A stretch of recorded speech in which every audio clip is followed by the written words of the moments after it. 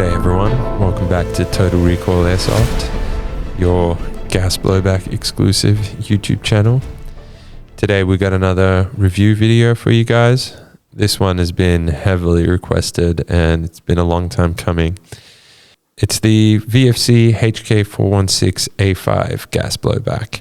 It's a great gun and I'm really excited to get into the review, but I just want to let everyone know, since the channel's growing and people have been asking me a lot more questions, as well as on the gas blowback subreddit, that I'm not an expert. I started playing airsoft something like 3 years ago, and I've made a lot of mistakes and learned a lot of lessons in that time, but I'm still learning and I don't have the answers to everything. So I'll try to answer and I'll try to give the best advice that I can, but just keep in mind this is just my own personal experience. I'm not a professional tech or anything. So there are a lot of guys out there that know a lot more than me. One in particular I would suggest you check out is Gbbr'S. He has an insanely cool channel. He makes the most detailed reviews I've ever seen, and he'll go a lot deeper into the build of the guns and how they operate and where their faults are, where they break. And he kind of does it a bit more scientifically than I do.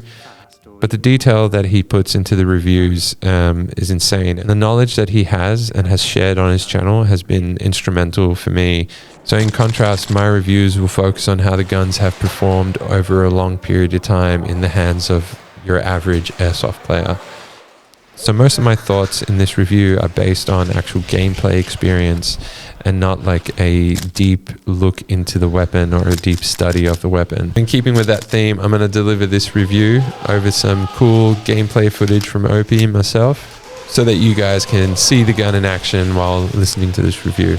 And guys, if you like the channel and you want us to keep going, please like and subscribe and hit that bell button. Your comments and your subscriptions really motivate me to keep going. With that all said and done, let's jump into the review.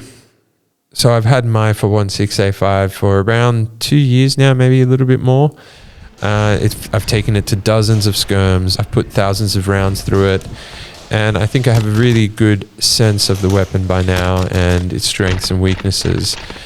Generally, I'll say it performed well over the years. I've had some small issues here and there, but nothing too crazy, and I'll get to those a bit later. So yeah, let's start the review with the most important thing, the looks. How does it look? So I think this is something I'll say basically for any VFC gas blowback review. The gun looks great. The finish is awesome.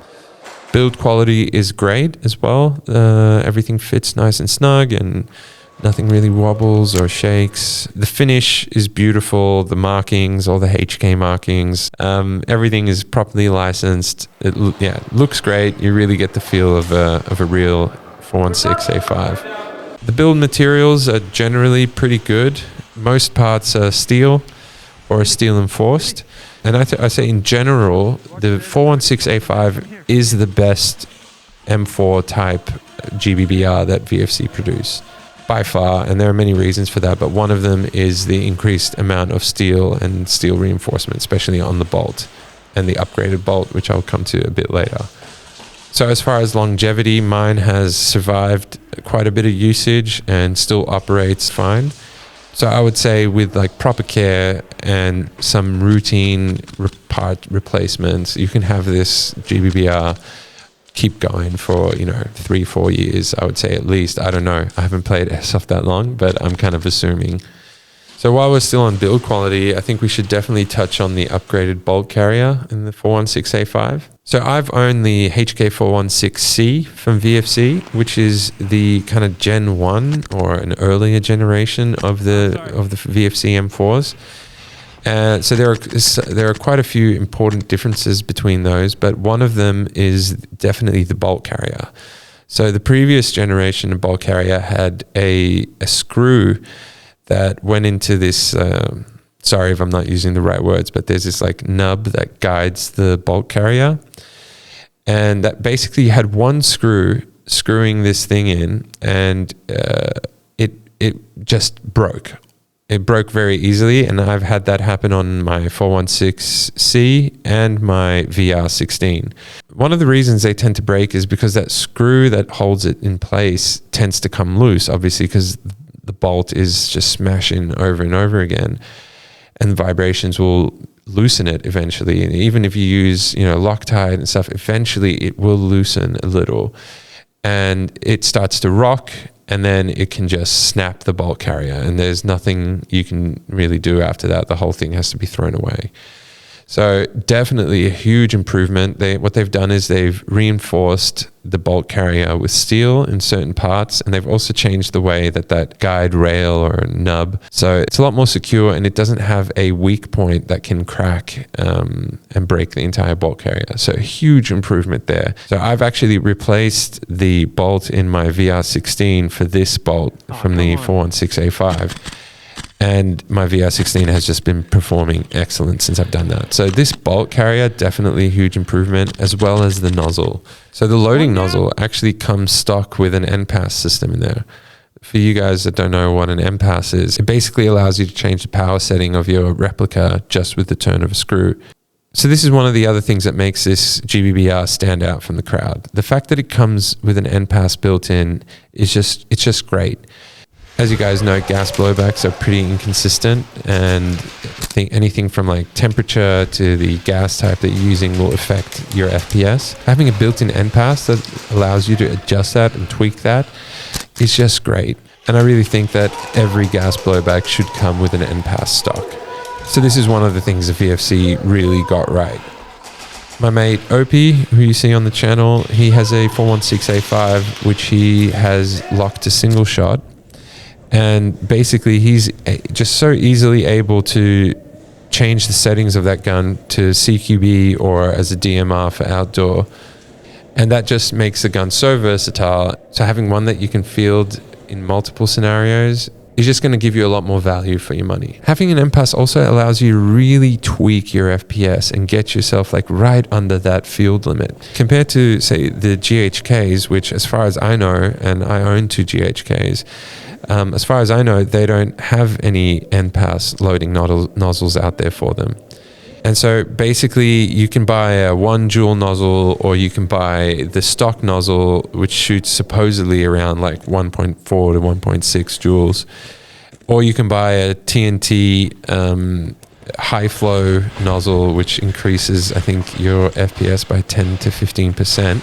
They're getting the flag. But these are all like, really inaccurate ways of fixing your FPS, because you could change your barrel to a wider barrel. You can get a 1 joule loading nozzle or a more powerful loading nozzle and try to like adjust your FPS that way. But you're never going to be able to tweak it. You're only ever going to be able to get it in a range, unless you're lucky.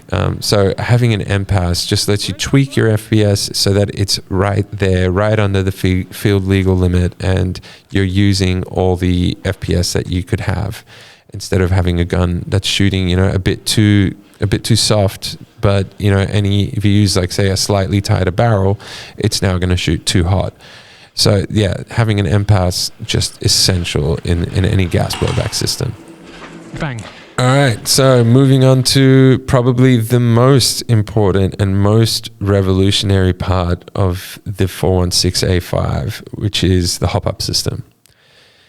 VFC really nailed it with this hop-up system. I think you've got enough disadvantages playing with a gas blowback that adding to the mix a difficult-to-reach hop-up system just makes it basically too difficult to really play, let's say, for example, outdoor. CQB, your hop up, you can get away with it not being perfect. The distances are just, they're short enough that you can be slightly under hopping or slightly over hopping, and you can get away with it. But when you're playing outdoor, obviously, and you're coming up against these AEGs and HPA, drum mags and snipers and stuff,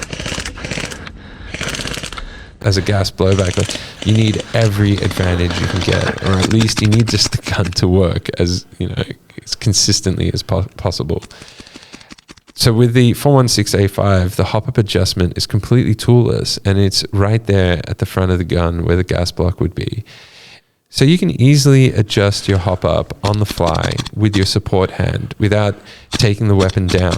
So, during the day, hop up rubber changes its temperature, which means it can like end up hopping a bit more, or you can get silicone oil buildup on your rubber. The point is your hop will change throughout the day. So being able to tweak your hop up without even bringing the weapon down from your shoulder, that's revolutionary. The previous VFC generation hop ups were really difficult to read. So you had to take the upper off and you had to take the bolt out, and then you had to use a long Allen key to find a tiny little hole, which then you turned the hop up to adjust, and then you had to reassemble the weapon, test fire, then disassemble, go back, tweak, reassemble, test fire, and go on and on and on. And it's just not something that you can do mid-game. No way. It's like barely something you can do like on a break, because you have to take the tool out with you. You have to break the weapon apart. You have to put the bolt carrier somewhere that's not covered in dust. It's not good. With my VR16, I've found a sweet spot where it starts off under hopping a little, and as I fire more and more, it starts to shoot straighter and straighter. And since I only use my VR16 for CQB, that's been fine. It hasn't really been an issue. But playing outdoor with the distances that come with that, I wouldn't be able to make that work with the VR16. So this hop up it's probably the thing I love the most about this replica. All right, so let's discuss defects or issues. The first one that pops to mind is the bolt lock failure. Now, I'm really lucky. Mine just worked out of the box and locks back every time. So I'm just going to count myself one of the lucky ones. OP's A5, though, does have that problem. As you can see here, he's out of ammo, he's still shooting, and the bolt just doesn't lock back. And he realizes he's out of ammo just because he can't see BBs flying out anymore. This is a serious issue in my opinion. Having the M4 manual of arms and having the bolt lock back when you run out of ammo is probably the coolest part of playing with an M4 gas blowback. So this is kind of one of the things that surprises me and that I kind of see often, especially in the Gbbr'S space, but more generally in airsoft. Manufacturers will get so much right, but then fail on the basic stuff. It's not difficult to get this bolt lock to work. I think it's just a quality control thing. Obviously, some work out of the box like mine and others don't. One of my mates had this issue as well, and he was able to fix it by putting in a steel bolt carrier, a full steel bolt carrier. I think it was from Ratek, and then it just worked. I don't know if that was because the bolt's moving slower or because it's a bit heavier. But it just fixed it instantly. So that's a potential fix, although that's quite expensive. I think those bolt carriers go for around €200 in Europe.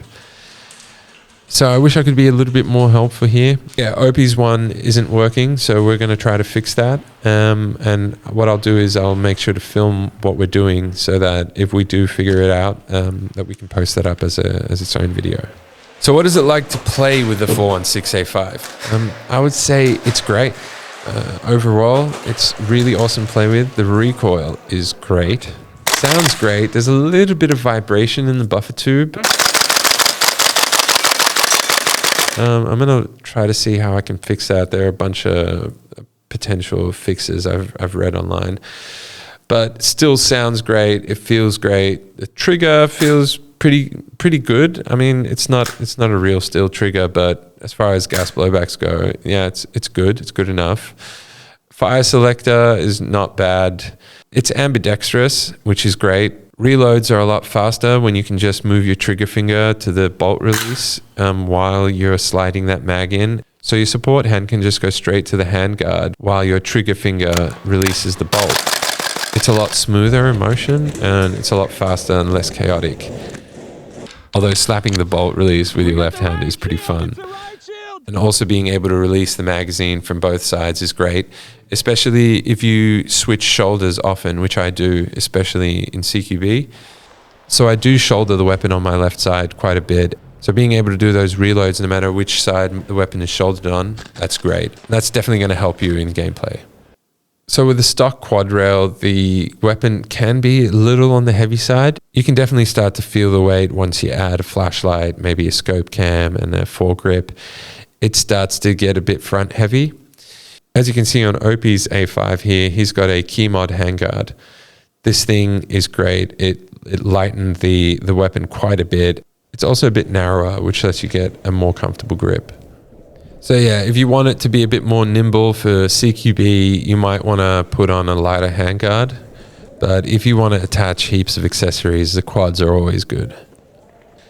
All right, what about accuracy? With the stock hop-up, I would say accuracy is above average. It's a lot better than the previous VFC M4's hop-up systems, but it's not, I wouldn't say it's great.